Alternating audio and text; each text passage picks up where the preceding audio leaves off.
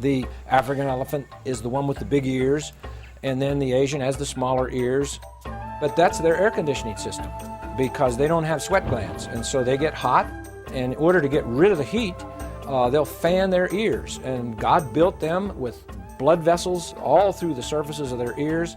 If you ever look at an elephant's ear and you see the veins in back, you can see that some of them are about an inch across, which is quite large, so it can handle a large amount of blood. And they can cool off as much as 10 degrees in a short period of time.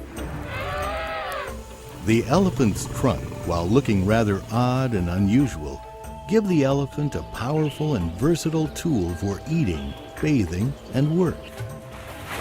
With its trunk, the elephant, first of all, it can smell, has incredible smelling ability. It drinks with its trunk, it fills it up with water, several gallons.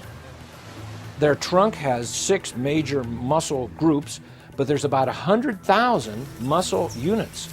An elephant can lift a 500-pound log, but it is so sensitive with that trunk that it can gently take a little thing out of the hand of a child. And a trunk can weigh 300 pounds. So you have a 300-pound trunk, and then tusks can weigh up to 200 pounds each. So he's got 400 pounds of tusk, he's got 300 pounds of trunk, and yet his head, the bone, is very porous. It's like God made his head so at least he didn't have to worry about a heavy bone type head. You wouldn't call him a bonehead, I guess, because it's very porous. So God made them that way to compensate for their size. If you look at the bones in the foot of an elephant, it's almost like God made a joke, because the elephant on the bones is walking on his tiptoes. And so here you have this huge animal tiptoeing around. Now you can't tell that by looking at his foot, because he has this huge fat pad and this fibrous tissue that he really walks on. Weighing 10,000 pounds, that can put a lot of wear and tear on your bones. So they have a big cushion between the pad of their foot, which is the bottom of their foot, and the bones of their feet. And he can walk silently. His feet are designed so that even a twig, if it snaps under his foot, it's muffled, and so he can walk almost silently.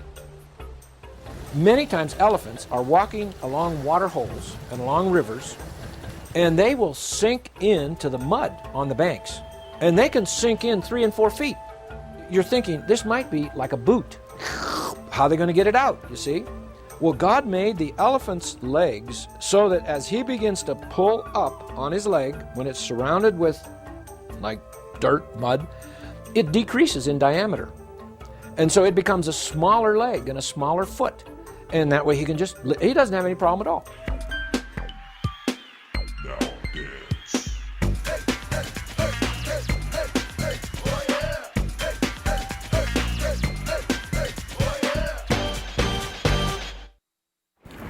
Elephants live in close family groups and are excellent parents.